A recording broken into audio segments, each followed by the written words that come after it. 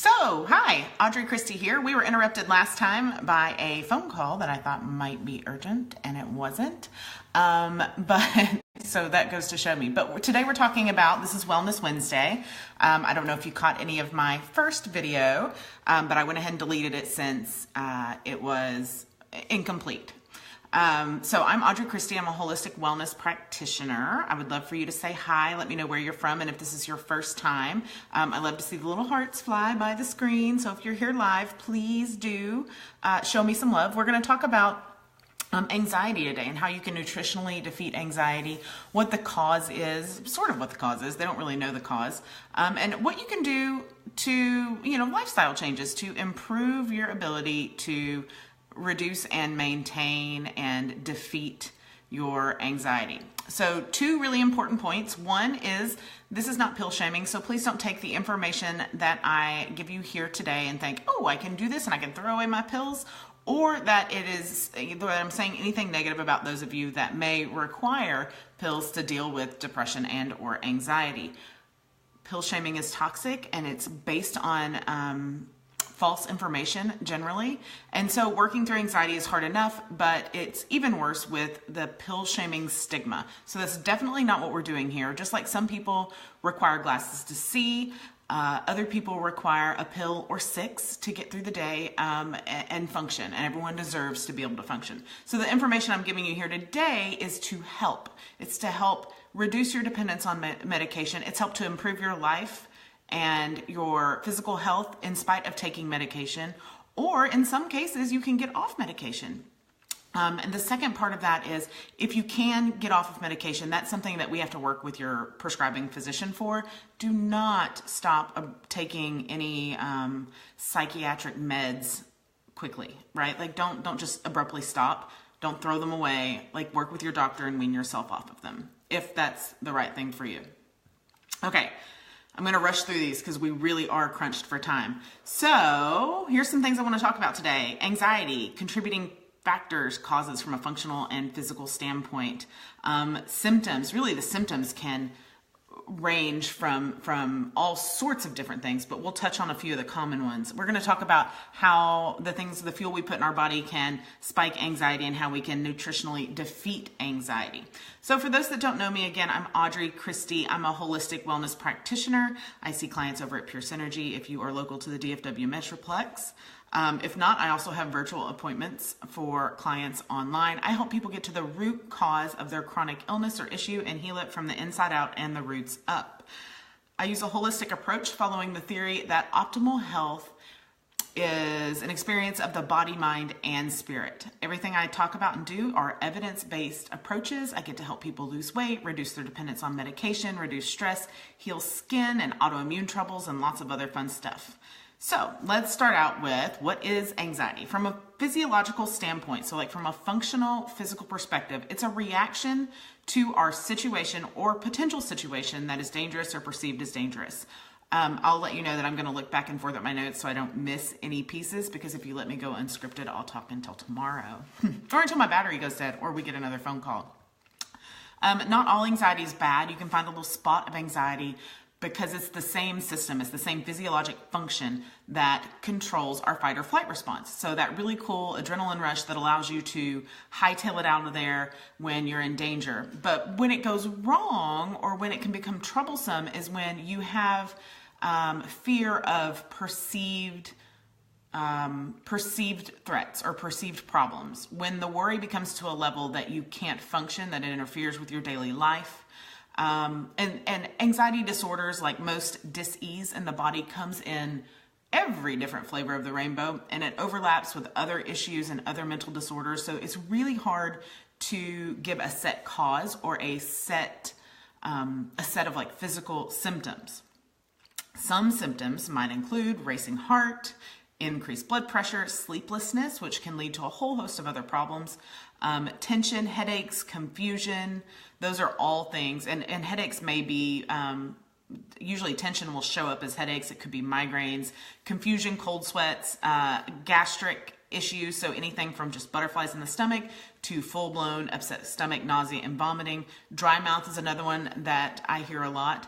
And, just like the causes aren't exactly pinned down. There are lots of new studies, and I say new, you guys know that when I say new, I mean studies in the last decade, that point to a big link in with your brain health to your gut health. So leaky gut equals leaky brain. So as you can imagine, that's where our nutritional stuff is going to focus, is to heal that leaky gut. Studies show that people with anxiety tend to have brain and gut inflammation, and that they're really, really linked. Specifically, they find this in the hypothalamus and the limbic system. And those two symptoms deeply affect mood, and they manifest in the physical body as mood disorders, as anxiety, as depression, and several others.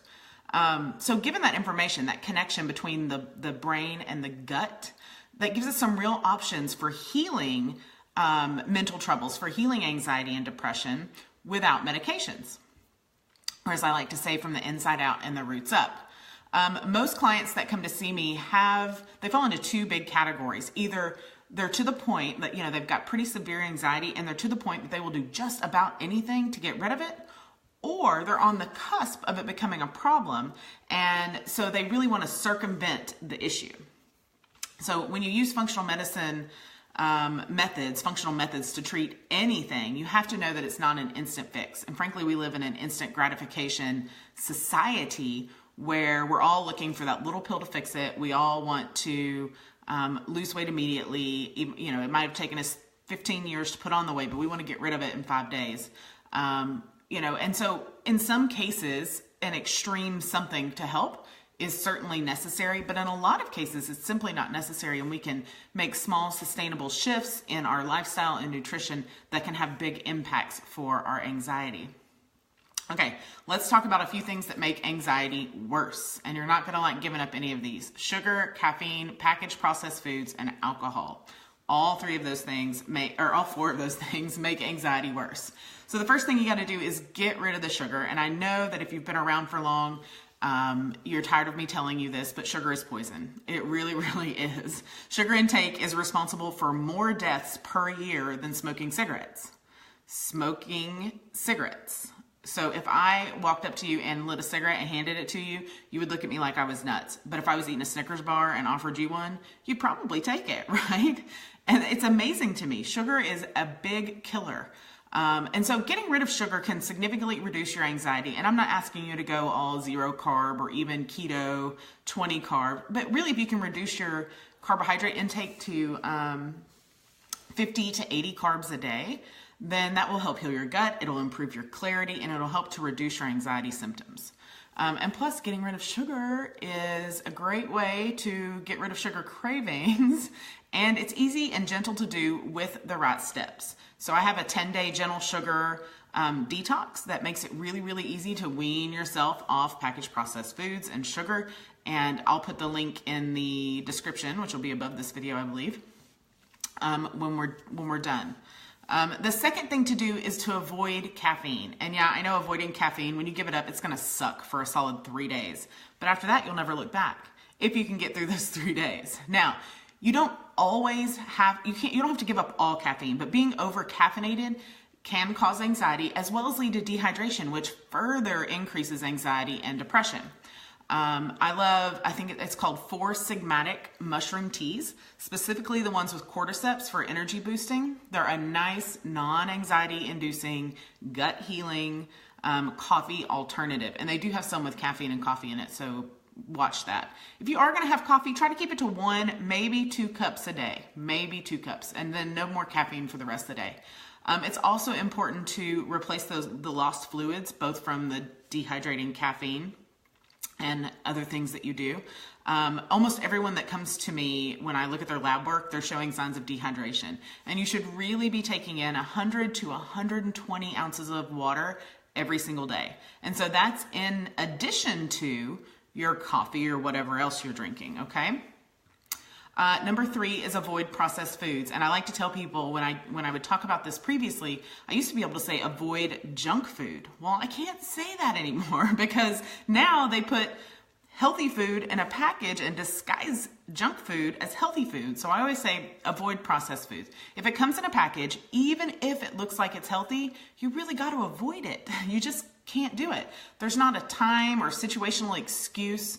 If you do have a situational excuse or a reason why you can only have a protein bar or a protein shake for breakfast, then put it in the comments below, and I promise you I will find you a solution to that, because there's really just no excuse for eating processed foods. Processed foods are very low in fiber, high and highly saturated with denatured and typically rancid cooking oil. And it really wrecks your digestive system. And as we know, wrecked digestive system, leaky permeable gut equals leaky brain, right? And the last thing is alcohol. And I know it's tough, especially if you run in a circle of people that drink a lot, but alcohol is not good for anyone, especially for people that suffer from anxiety. It actually changes the level of serotonin and other neurotransmitters in your brain, okay? It can worsen anxiety. And in fact, a lot of people drink alcohol to calm their anxiety, but then when the alcohol wears off, their anxiety is actually magnified. And so then you have a couple of choices. Sometimes they then resort to drinking more alcohol, and sometimes they seek other methods. Alcohol-induced anxiety lasts for hours and sometimes days after drinking. And if you have social anxiety, like I said, you may find social situations unbearable, and you may have to be in social situations. It's really, really common for people with social anxiety to drink in order to cope with social interactions. And doing this just leads to a dependence on the alcohol, and certainly a dependence on the alcohol during socializing. And most importantly, it makes anxiety symptoms worse. So try to avoid it. Some of my favorite strategies are to, if you're out somewhere where you have a glass where people can see, club soda with a twist of lime. Nobody's going to ask you any different. I've also been known to carry the same glass of wine around a gathering or a party for the entire night and not have anybody notice. And then when it's appropriate, you can always use, I call it my Yeti. I don't know if it's actually a Yeti, but you know, a cup that you can't see through with a straw in it. If it's something that you can, we have 7 minutes left. We're cutting this one close. If it's an event where you can carry your own cup. And most people will never know the difference as long as you're smiling and having fun. I know most of my audience is women, so I'll do a special note for women. Anxiety can be related to hormone fluctuations, and so monitor your cycle. I like the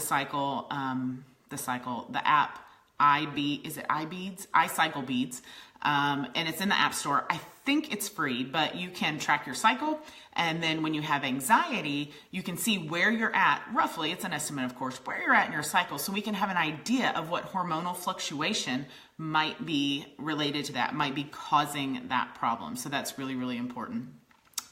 Sometimes there's easy supplementation that you can do, especially if it's hormone related, to fix anxiety quickly, but we have to know at what point in your cycle your anxiety is triggered so that we know the source and appropriately where to go with that.